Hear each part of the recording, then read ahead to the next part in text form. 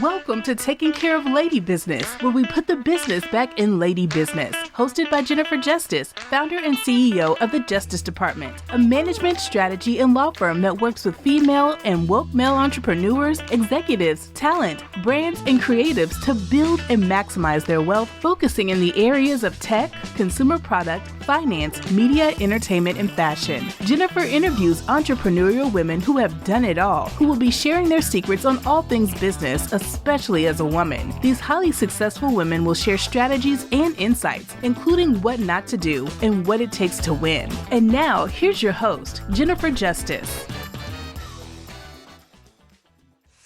Hi, everyone. Welcome to Taking Care of Lady Business, where we're putting the business back into lady business. I'm here today with Susan McPherson. She is the founder and CEO of McPherson Strategies and the author of The Lost Art of Connecting. Hello, Susan. Hello, what a joy it is to see you. And thank you so much for having me here. Thank you for taking the time to be with us. I know that we're going to get a lot of amazing tidbits today. So I want to start with, just a short recap of your very long, storied, successful career, if you can, and tell us how you got into what you're doing, and then we'll go from there. Well, at 56 years of age, I can honestly say I have had 9 lives, although now I often say I've had 10 since I published a book, which is very exciting, but definitely not an easy thing to do. Yeah. I've never had children, and I've been told that publishing a book is the closest I would ever get to birthing a child, but I certainly don't want to even get into that with anyone who has birthed children, because what do I know, right? But I have to say I've had a varied and storied professional career, but the one thing that has powered me throughout every single good thing that has happened professionally has been through the connections that I have made, starting with my very first interview with Gannett Corporation, which landed me my job at USA Today. My father made a connection for me to and this was 1986, the senior vice president of personnel for Gannett. In other words, what today we call HR or culture. And I was living in upstate New York. I'd been going back and forth to DC for various internships, such things. And my dad had introduced me to a woman named Madeleine Jennings, who was one of the highest ranking professional women at that time. She actually served on the board of Gannett, which was very rare. Okay? Yeah, very. But I had an interview with her. I went into her office in Rosslyn, Virginia, which is where USA Today used to be. And literally, I remember it looking like the size of a football field. Like I had never seen that kind of corporate office before. And she had a mink coat on the back of the door, which I had never seen in real life either. Anyhow, long story short, she interviewed me. And a week later, I had a call from then the cover stories editor of USA Today, Karen Jurgensen. And I got my first job that way. And worked for many years at a company called PR Newswire, where I was an entrepreneur. And I was with them for 17 years. There was a 5-year stint in the middle where I did business development and marketing at Concur Technologies. But within PR Newswire, I got to do things like create products, marketing, sales. I helped us open our offices in Beijing and Shanghai. And I have to say, for any of the listeners, having the opportunity to be an entrepreneur really prepares you if you ever have the desire to run your own business. Right. Not that that was ever even in the headlights for me, but the skills you learn, the interpersonal skills, the coalitions you have to build within a company across functions has helped me so much years later running a company. And then I'll just quickly say, in 2005, I went to Afghanistan with a nonprofit that I was involved in called the Business Council for Peace, which was essentially a network of business professionals that were pooling their business acumen to help women entrepreneurs in regions of conflict. So Afghanistan, Rwanda, El Salvador, Honduras. Wow, yeah. And we would put women entrepreneurs on a 3-year trajectory. So it wasn't like just writing a check and walking away. It was over 3 years, things like training these entrepreneurs with QuickBooks, training them how to market and sell their businesses. Because we believed in countries of conflict, more jobs equals less violence. And if women could be creating jobs, then they're leading to a recovery in these societies. And it was in Afghanistan that I saw business being a force for good. I saw these women working. And that was when the light bulb went off. And I was like, You know, if I was to say I had an aha moment, it was a slow aha moment, but I was like, I want to work in helping get business to be a force for good with all their power, with all their money, with all their employees. And that was 2005. I won't bore everybody with all what came next, but in 2013, I was working for a consulting firm where there was a massive exodus of people. And for anybody listening who works at consulting firms, when that happens, it means you got to find a new job. Yeah. So I literally, two organizations, Girl Rising and Global Citizen Year, both nonprofits, said, Susan, if you leave, we'll hire you for 3 months. And because I was terrified, I had a paycheck since I was 15. Yeah, I know, right? Scary. Yeah, yes, yeah. And bag lady syndrome was circling around in my head. The significant other I had at the time was earning $0. So I was, supporting both of us. And all of a sudden I was like, okay, I'm going to do it. So I left on a Friday. I started on a Monday because I was convinced that they were both going to change their mind. And I named the company McPherson Strategies because it was just a placeholder until I got my next job. McPherson is my ex-husband's name, and we divorced in 2003. Oh, wow. Thank goodness he's a good guy. But yeah. I would have been a little more creative. Yeah. And then in the last 8 years of running the company, and we are a social impact communications firm. We help companies, nonprofits, foundations, literally critically communicate the impact they're having on society or whatever, or populations they are affecting. And during the 8 years, will be 8 actually in September, 95% of our business has been inbound. And what that told me is all the connections I made in my 20s, 30s, and for the most part of my 40s, I founded the company at 48, actually came from those meetings, those introductions, the support I gave others, because it's come back around. Yeah, amazing. So very long story, but no, it's great. Tell us what McPherson Strategies actually does.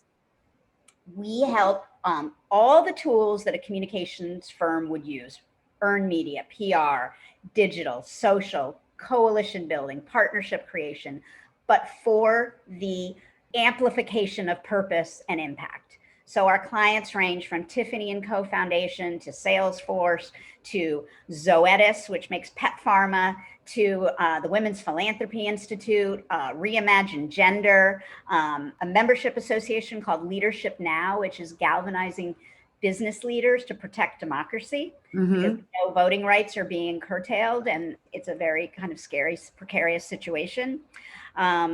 And many, many others. Endwell Foundation, which is helping all of us plan for end of life, because it is one of the things that definitely is going to happen. Yeah. Yeah. Amazing. All right. Well, good. I know. I love it. Like for the force of good, Yes, we try. Because yes, it can be like, my motto with the Justice Department, it's like, I try to get, more wealth into women's hands, because if we have wealth, we have equal power. And if we have equal power, we're going to use it in a different way for good. Yeah. The world will be a better place. So that's my thesis. And the only way to prove me wrong is, if we have equal power. So. And you live that and do that every single day. And I have been a beneficiary of that. And I've seen you sprinkle that magic everywhere in a very strategic and powerful way, Jen. So thank you. So you wrote this book, The Lost Art of Connecting, which came out in, was it March or April? March, yeah. So tell us, what inspired you to do it, to write it? Actually, when you see the title, many people think it was sparked by the pandemic, right? Because we've all been isolated, lonely, lack of connection. But the book was actually conceived 4 years ago. And it was my response to, one, seeing how much I have benefited from the connections I have made, and making that such a part of who I was and leading with that. But also, I wanted us to get back that intentionality, that humanity, meaning not looking at our clicks and likes and followers as a measure to say, oh, we're connected, right? But actually, the impact that happens when you make connections, the companies that get funded, the nonprofits that are started, the people that, are able to build coalitions, that's what I wanted to showcase. And I was very lucky to grow up as the youngest of a set of parents that were extraordinarily connected deeply using the telephone and the manual typewriter. And I joke, but it was the truth. Every morning at our tiny breakfast table, I would vie for real estate because they would have the 5 local newspapers, plus yesterday's or the day before's New York Times and Boston Globe, because we lived in upstate New York. It would take a few days to get there. And they'd be madly clipping and cutting, going to their respective typewriters and typing short little missives and sending them off in the mail. That was what I wanted to get back, that intentionality, that care, that no agenda setting, just doing it because they wanted to reach out and touch someone. Right. Amazing. Thank you. I didn't even know that. Thank you for sharing. And so what is it that you want people to learn from this? What do you want people to understand about the connections? Well, I think honestly, it is, first of all, it's different from networking. Yeah. Not anti-networking, but for people, for instance, who are shy or introverted, meaningfully connecting is far more palatable. It is far more accessible because it is one-on-one, one-on-two maybe. And instead of walking into a room, whether it's a virtual room that we're mainly stuck in now, or when we eventually get back into some unnormal normal, it is about finding maybe 3 people in the room that you can share 3 things, meet them, and learn 3 things, right? Like it is about being able to create the long-term relationships that stand the test of time, right? The people that show up in the good and the bad, the people, and Jen, we obviously know many people like this that you can tap when you need something, but also leading with how you can be helpful. Yeah. And when you lead with how you can be helpful, I fervently believe the world comes back and helps. I mean, I have had, as you know, a series of mishaps this year. I've been hospitalized 3 times, almost 4 months, but 3.5 months. I mean, it's insane. My dog even had ACL surgery. And, you know, I am not good at like asking for help because I've always been very self-sufficient, but I didn't have to ask for help. People came running. And I really believe it's because of the help that I've been giving. And I'm not going to a quid pro quo, right? This is a natural human desire. But I also think in the world that we're living in that is so, you know, easy to, you know, connect and DM and all those things, if we stop and take a breath and we think long-term and intentionally think about what are our goals and our hopes and our dreams, and think about who mindfully do we want to connect with or reconnect with that are going to help us meet those dreams, we're going to be better off. But we also need to think about who we can be helping. Yeah. Right. Well, I guess that's part of it. So, you know, I feel like, you know, I help the majority of which are women, right? And that's who I work with and for, and helping them not be so shy about connecting or asking for things, right? And so what do you say to them when they're like, I feel weird just reaching out for XYZ? Is, you know? Yep. It sounds goofy, but in the book I call it learn the 5-minute ask, meaning make little asks along the way. Think of them as breadcrumbs, right? Yeah. So that when you have that big ask, you have people who are invested in your journey, right? So, you know, you're starting a company, right? Obviously, you could immediately write and tell everybody you are, but then over time, share your successes, share your wins, share a few of, you know, be vulnerable and share a few of your challenges. That way, when you do have asks, it is much easier. Right. And I always suggest come with options. You're much less likely to be ghosted if you're asking people for something, if you give them several choices. It's human nature, right? Yeah. If you put out a big ask, let's say, and somebody can't at that point in time, you know, feel they can be helpful, it's much easier for them just to delete. But if you give them a few choices, and yes, maybe they're going through challenges right now and they don't have the time to do X, but you give them Y, they are much more likely to respond. So right. I always suggest little, and it can be as simple as, you know, asking for the funding, asking for 2 intros, asking for shares on social. What about, so I have this theory, you know, Rebecca Minkoff and I had lunch, I would say like 3 years ago. She was like, what do you think it is? It's not, you know, women aren't propelling forward. And I do have a bit of a theory of it at that oftentimes, and I gave her an example, I'll share the example first, but it was that when I, you know, was working at Rock Nation and I was doing some deals for some of the principals and I helped them out, you know, 2 different bags appeared on my desk, one a $5,000 Chanel bag and a Lady Di bag, right? because they were thanking me. I got paid already, but they were thanking me. Another time I introduced somebody who wanted to buy into a hotel brand, and I got a Birkin bag. And, I think business. but that's what I'm saying. It's like, you can't, like, if you introduce somebody and they get big funding, that person who introduced them should get something for that. Not a thank you card, like money, things that really help, And what are your thoughts on that? You're the one being interviewed. Like, what kind of advice do you give on that?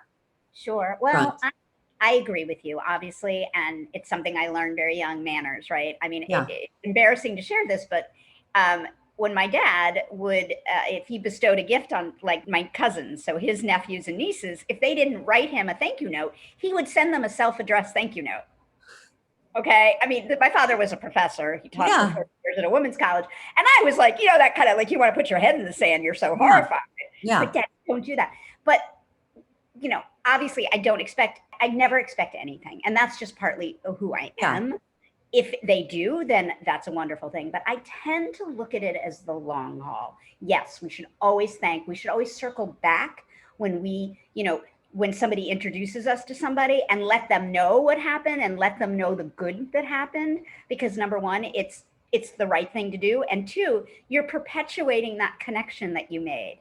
And that way, if you 3 years from now have a request, that person's going to remember it. Yeah. But I look at the 8 years of business that has been inbound to my company. Right. So I think of the gifts that have been bestowed on me as thank yous are people who have come and either referred business. Yeah. No, that's true too. So, and I totally am with you, and I'm human. Obviously, I like to be thanked when I do things, but I also, if we look at this as a longer trajectory, and think of, as we've seen over the last 10 years, women's communities, women's networks have grown. So this reciprocity is much more common than I think it was when you and I were first starting in our careers. Yeah. I'm older than you, but I think now this notion of long-term is becoming much more common because we have a trajectory to look back on. Right. But I think be very mindful of circling back, and, thank you note is sufficient, but if you can do more, do more. Yeah, I'm really talking about things that like financially greatly benefit, people because of that. It's, if you're selling your company for $10 million, sending, giving some $50,000 or something like that. That's a good thing to do. I mean, because all the thank yous in the world, I mean, for smaller things, of course, but we need money. Well, referral fees are a wonderful way to do that. Yes, exactly. Right? And my firm certainly does that. I've been the recipient of that. Yeah. And that's something I think men have done for a long, long time. Without even asking. Yeah. Doing that. And I don't take that. I mean, I think that is part of connecting. I mean, there's a chapter in my book all about talking about money.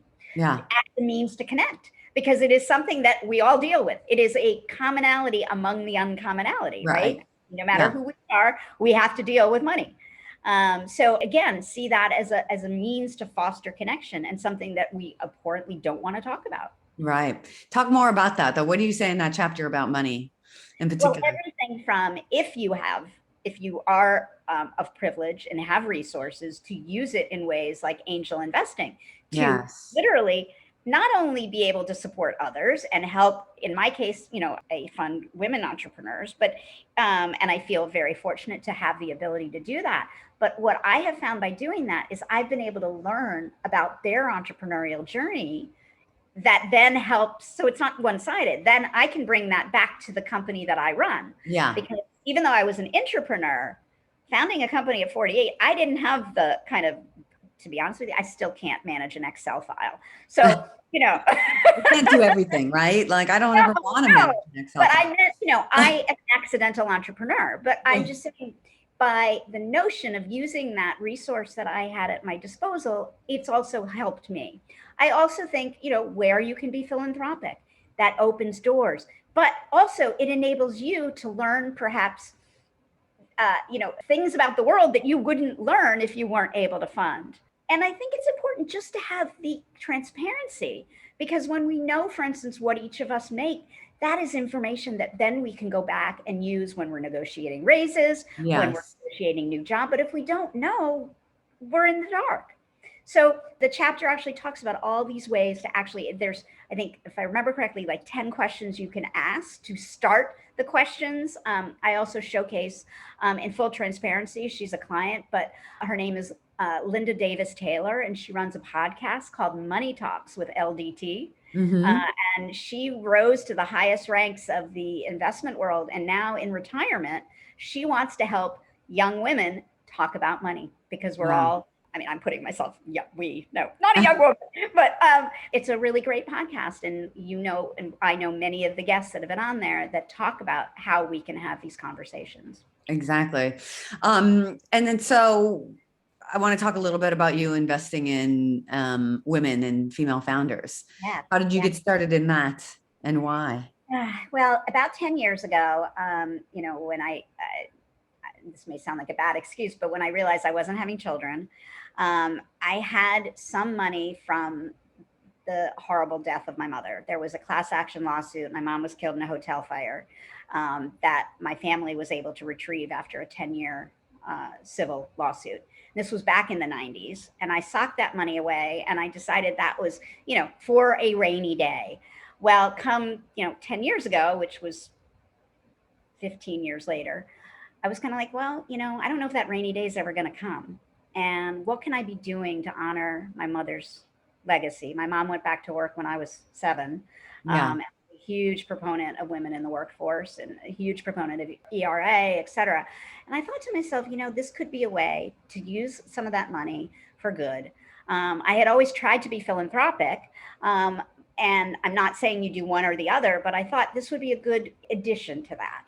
Right. And also would help me have a seat at the table at some of these gatherings of women founders. But I decided I was only going to fund women-led startups, because we know the horrific numbers, investment dollars that go to women, and even worse statistics going to women of color, Latinx women. But I have now invested in 19 women-led startups. Amazing. Which is terrifying. 3 have failed. But I will say, when people, I never counsel, when people say, what's your strategy? Do not follow this. I fall in love with the founder and I write a check. Yeah. I am not recommending that. That is not financially responsible, but it feeds something in me. And I have learned so much from the companies I've invested in: The Muse, Hint Water, Apolitical, Messy.fm. And it gives me a lot of joy. Hopefully there'll be a 1 or 2 big wins, and we'll go from that. And I'm really trying to find women of color led founders. I invested in Shauna Ewing's Jeannie. Oh, I love her. Yeah. And I invested in Lorene Pendleton's new fund within Portfolio called Rising Tides. So it's exciting. I mean, it may be, pound, but pennywise, I forget the term. Pennywise and pound foolish. Yeah, I may not be, but we can't live forever either. And it's a good way. And it ties into your connecting, right? Because you're giving, you're seeing what I could do, and then turning around and give back. So, if you have, look, I know that you have a very busy day. So, but I do have a few more questions about the connecting.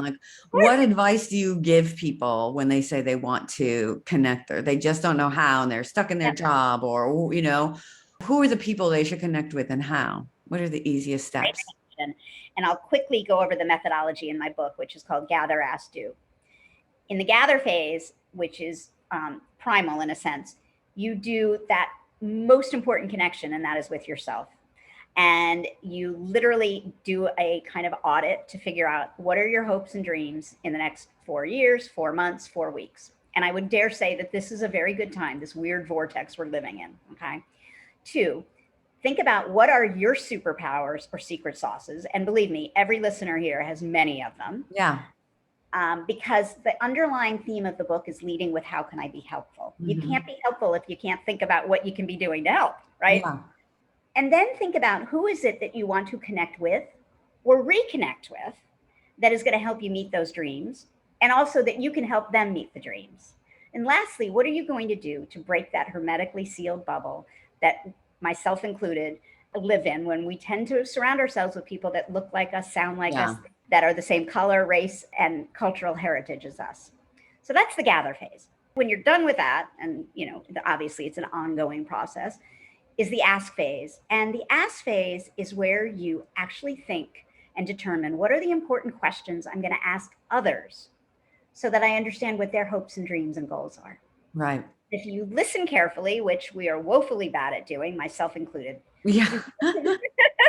you can get to the phase that I love the most, and that's the do phase. And that's where, if you've listened carefully, you then can become responsive, reliable, trustworthy, and say the things that you said you were going to do and do. And I want to remind everybody, this isn't about doing it the next hour, okay? This is doing it over the long haul. And by doing that, you're creating these reciprocal connections. And, Jen, we see this all the time in the women that we know, and men too. I just happen to not know any men right now. I don't know what happened. About 6 years ago, they kind of disappeared from my world. So I need to get out of my bubble.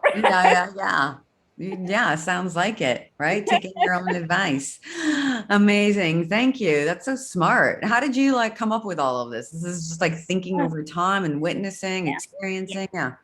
I mean, honestly, in full transparency, to write a business book, you have to have a methodology. That is the only way a publisher at this point in time, unless you're a known quantity, right? And nobody knew my name. And I really did some healthy gathering myself to think about, how is it over the years have I made such deep, meaningful connections? And I think through various times, I actually use this gather, ask, do, and I continue to do it. I don't think of it in such prescriptive ways, but in practicality, if you think about it, it is especially right now something that could be very, very useful for us, because we have honestly an opportunity to reset.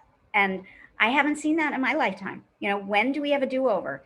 And if we can get out of this ridiculousness we're in, we will have a do-over opportunity. Yeah. It's exciting in some ways. I love it.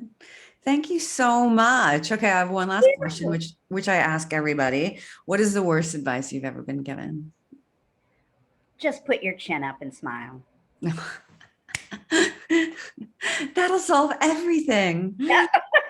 Some man will come along and it'll be great.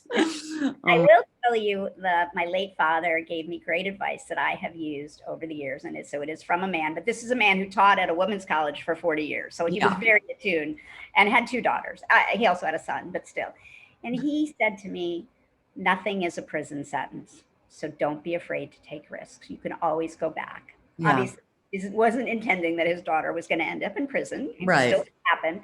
But this notion of, I have moved many, many times, which was terrifying and scary. But in the back of my mind, I could always go back. Yeah.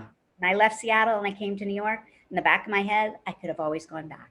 Exactly. When I left PR Newswire, I actually did go back. So, it's sometimes it frees you up to making risk or taking on risks that you would normally be afraid to do. Yeah. No, it's great. Well, thank you so much. If people want to find you, how do they find you? Well, on the socials, it's Susan McP1. The company is McPherson Strategies or McPstrategies.com. And the book is The Lost Art of Connecting.com. And it can be found at any of your favorite online or real bookstores. Amazing. Congratulations on that. Thank you for listening to this episode of Taking Care of Lady Business. Please let us know what you think. Give us ideas of other topics that you want. Until then, I'm Jennifer Justice.